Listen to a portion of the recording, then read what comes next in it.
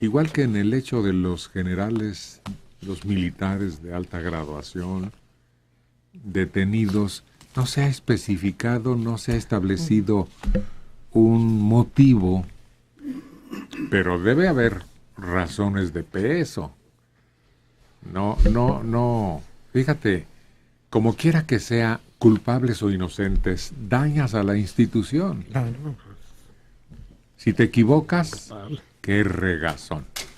Y si tienes razón, ¿cómo se les dejó actuar durante tanto tiempo del lado del crimen organizado?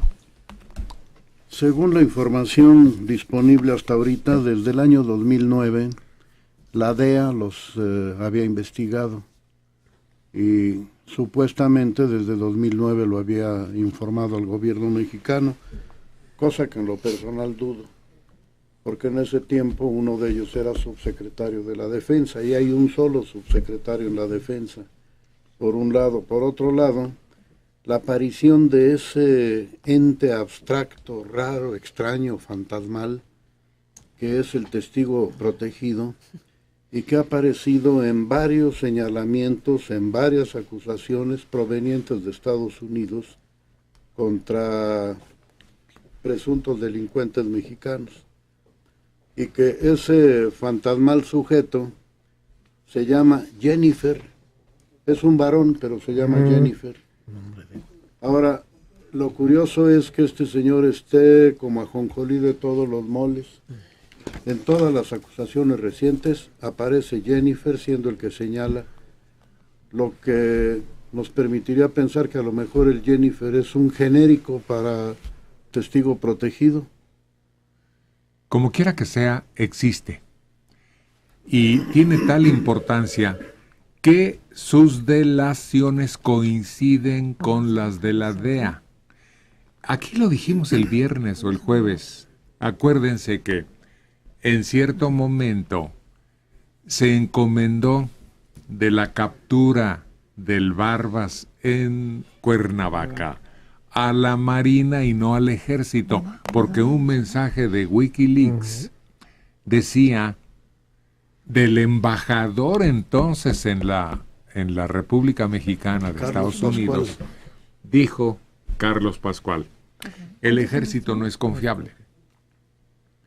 De manera que, ya que lo habían localizado, porque la DEA localizó al Barbas, no la Policía Nacional ni el Ejército.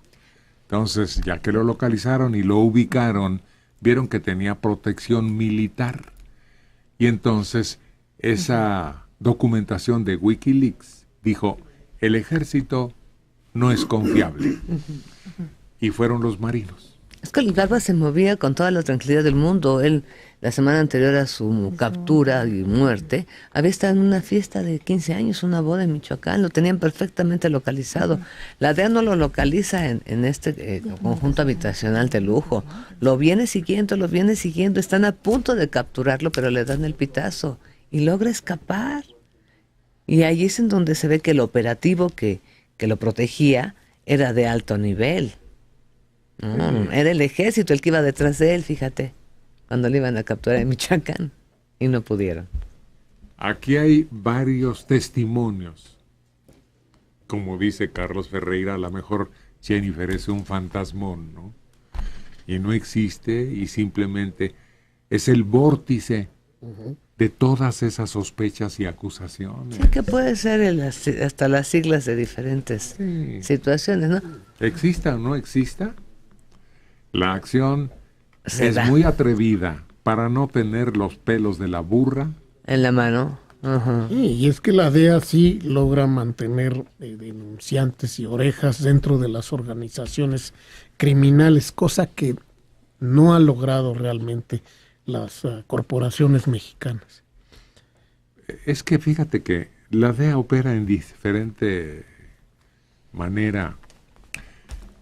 México, sus investigadores también metieron orejas.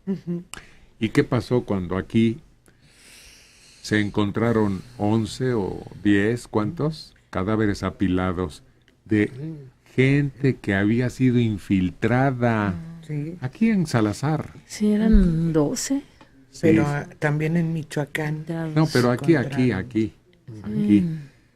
La Marquesa. En la Marquesa se descubrió Es una de- un apilamiento de cadáveres y más tarde se dijo, aunque no muy sotto voce, como dice el término ese, que eran agentes infiltrados.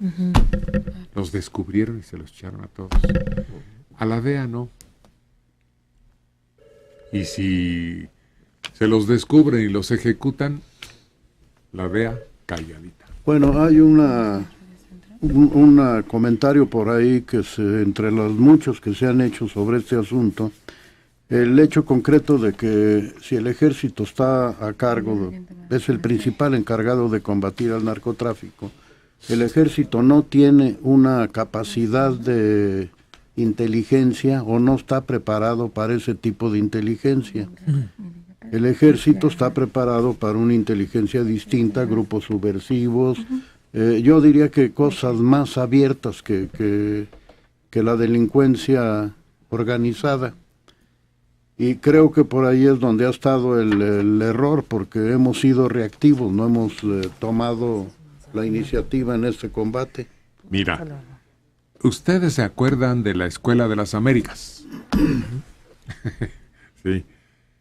Era una academia en donde invitaban al gobierno de México a enviar a algunos de sus miembros más destacados a que recibieran instrucción militar, manejo de armas, estrategia de ataque y de desempeño, ¿no?, de Fuerzas Armadas.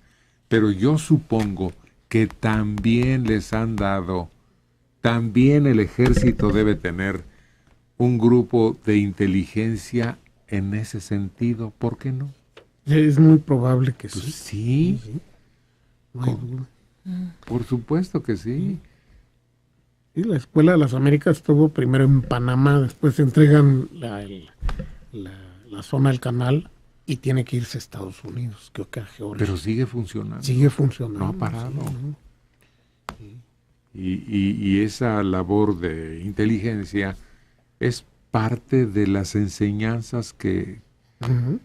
que transmiten a valores mexicanos que se supone que fortalecen así sus defensas, su atención. Oficiales que prometen inmediatamente son enviados allá o a otra base también muy importante. Es algo así como lo que sería una tropa de élite, Sí, así ya muy especializada y con información obviamente privilegiada y estrategias pues más allá de lo que sería el entrenamiento común. todos los ejércitos los tienen. Durante la Segunda Guerra Mundial, ¿te acuerdas que quisieron secuestrar a Churchill? Sí. ¿Te acuerdas cómo mataron al comandante japonés aquel? ¿Cómo se llamaba? Yamamoto, ¿no? Yamamoto. Sí. ¿Te acuerdas cómo secuestraron y pusieron a salvo al duque en una acción increíble? Sí. De precisión silenciosa. ¿Qué objetivo tenía el vuelo de aquel que era el brazo derecho de Hitler, que iba rumbo a Inglaterra? Un piloto. Sí. Hess. Rudolf Hess, que fue el último en permanecer en Spandau. Ajá. El último. El último, sí. Entonces, Y luego se iba a contactar en Inglaterra con un hermano del rey, nada menos, que después muere en un accidente muy misterioso, De avión. el duque de Kent. todas estas acciones son en secreto, en una especie de submundo, ¿no? Todas esas acciones se dan de manera tan elaborada que nadie sabe cuál era el destino final que tenían esos grupos. Pues a eso se dedican todos los ejércitos del mundo, los tienen. La Escuela de las Américas iba un poco más allá que el simple adiestramiento militar. Hay que recordar que en la Escuela de las Américas fueron amaestrados gente como Somoza, como Trujillo. era una escuela de gorilitas, la Escuela de las Américas. En la Escuela de las Américas, además, aparte de indoctrinar, daban instrucción militar, que es lo mismo que pasó con el grupo de marinos que fueron y combatieron al Barbas. Ese grupo de marinos venía de entrenarse con los marines en Estados Unidos.